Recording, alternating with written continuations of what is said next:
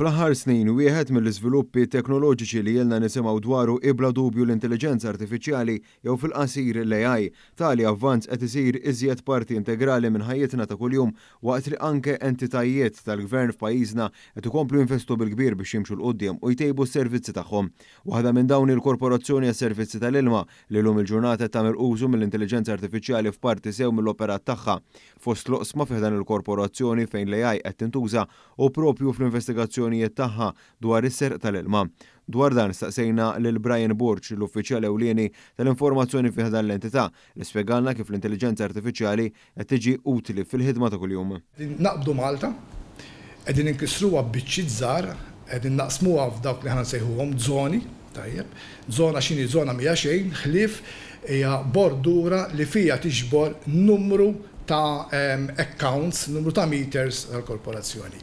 Is-sistema li tagħmel huwa illi tanalizza il-konsum tal-ilma li dieħel f'din iż-żona, qegħdin ninżlu letteralment sija b'sija u tqabbel ukoll sija b'sija mal-konsum li qegħdin jikkonsmaw dawk il-meters li hemm fiż-żona.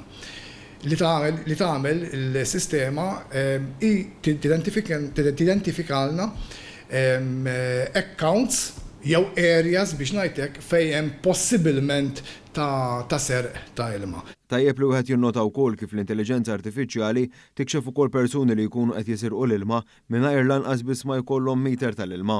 Kemm ilna l-implementajnija din l-algoritm din is-sistema is-suċċess biex ngħidlek is-success rate hija għolja ħafna.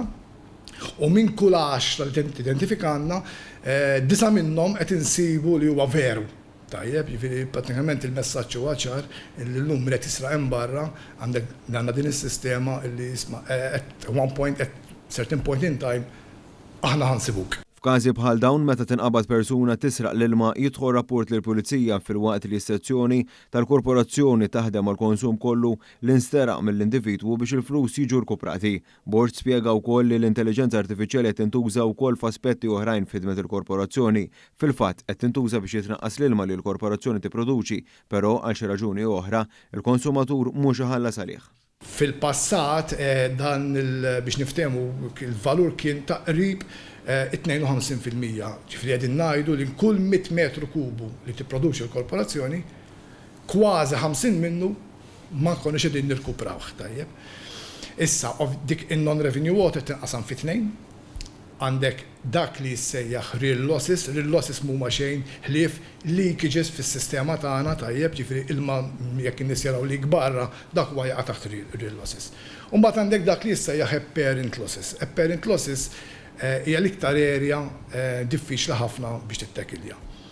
Is-serq li semmejna hija parti mill-apparent losses. Però mhux biss. Hemm ukoll il-fattur tal-meters mekkaniċi li wara ċertu żmien jibdew joħolqu l-problemi. Iżda l-intelligenza artifiċjali wriet kif hemm fatturi oħrajn li jaffettwaw il-meter, fosthom kemm hemm persuni jużawh u x'tip ta' proprjetà hi. Passat il-non-revenue water kien kif qedna 52%, tajjeb, illum il-ġurnata wasalna fil-figura ta' 28%.